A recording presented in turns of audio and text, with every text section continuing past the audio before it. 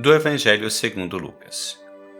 Num sábado, Jesus estava passando através de plantação de trigo.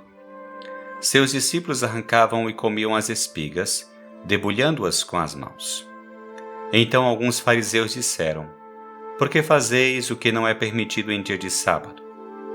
Jesus respondeu-lhes: "Acaso vós não lestes o que Davi e seus companheiros fizeram quando estavam sentindo fome? Davi entrou na casa de Deus, pegou dos pães oferecidos a Deus e os comeu, e ainda por cima os deu a seus companheiros. No entanto, só os sacerdotes podem comer desses pães." E Jesus acrescentou: "O Filho do Homem é Senhor também do sábado."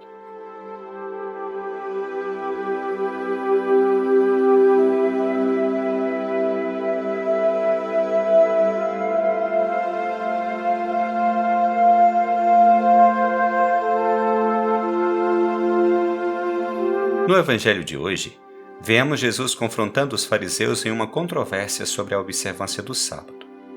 Ele conclui suas palavras com uma declaração poderosa: "O Filho do Homem é Senhor também do sábado."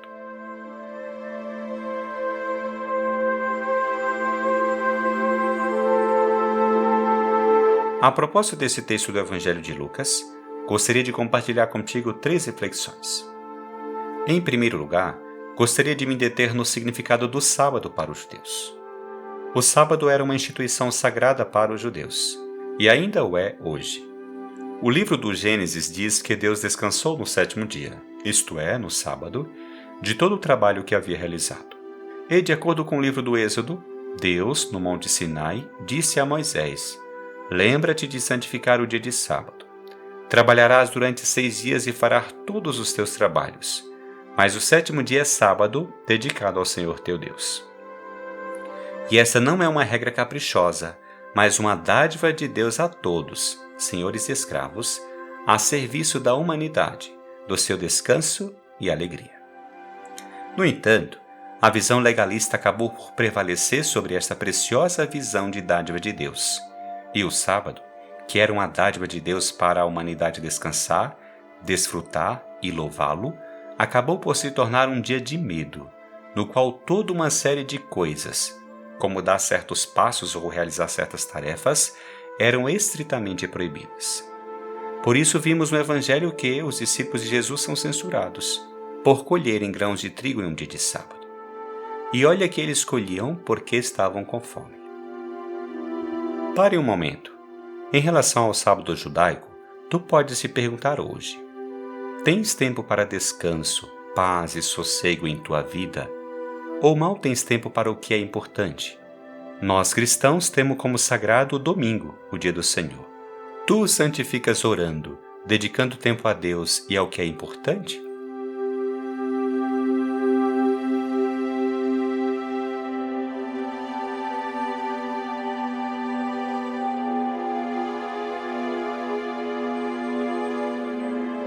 Em segundo lugar, essa ação dos discípulos, que colhiam espigas para comer, é seguida pela reação dos fariseus, que repreendem Jesus.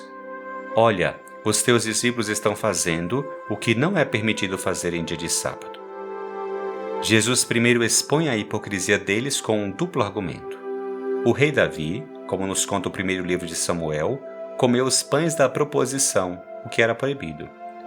Mais impressionante é o outro argumento, quase irônico, em que Jesus diz que os sacerdotes podem violar o sábado no templo sem incorrer em culpa. Mas Jesus não quer entrar em argumentos. Ele está mais interessado em aprofundar o espírito do mandamento de guardar o sábado.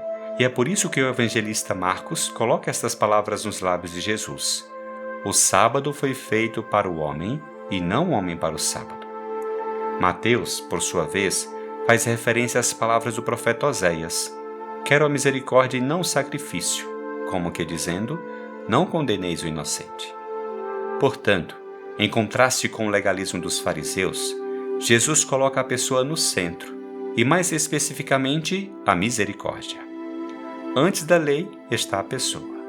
A lei foi feita para que tenha vida, e vida em abundância. Esse é o seu propósito. Nós também, muitas vezes, apresentamos os mandamentos de Deus e da Igreja como leis a serem seguidas, e às vezes as usamos para julgar ou descartar pessoas. Não nos esquecemos de que, antes de qualquer lei, como Jesus nos lembra hoje, está a dignidade e o bem da pessoa, bem como a misericórdia. Perguntas-te: colocas a pessoa no centro ou às vezes serves mais à estrita observância das leis que acabariam por ocupar o centro?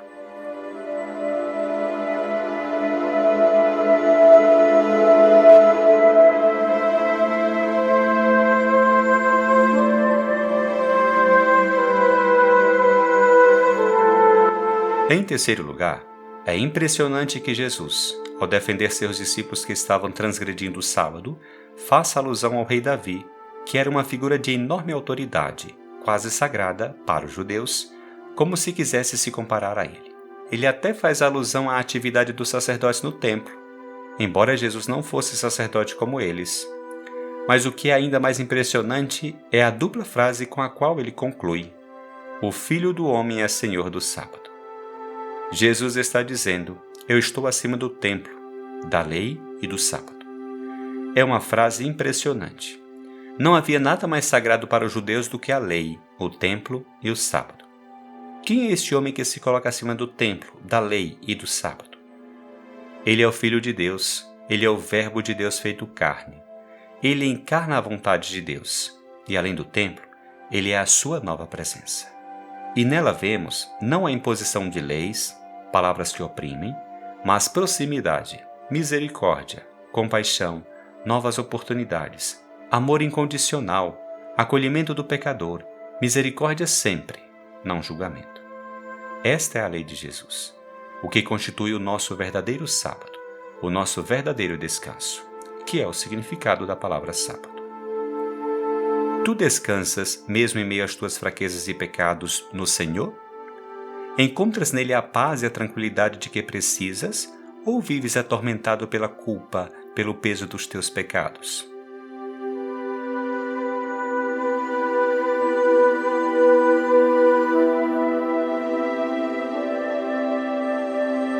Que este Evangelho te leve a colocar sempre a pessoa, especialmente os teus irmãos mais necessitados e pecadores, no centro. E, como Jesus, a demonstrar misericórdia, acolhimento e compreensão. Senhor Jesus, Tu és maravilhoso. Tu sempre me colocas no centro, antes de qualquer outra consideração. Tu queres que eu viva livre e feliz. Hoje, Tu me convidas mais uma vez a encontrar paz em Ti. Obrigado, Jesus. Sei bem que em Ti encontro descanso verdadeiro e duradouro.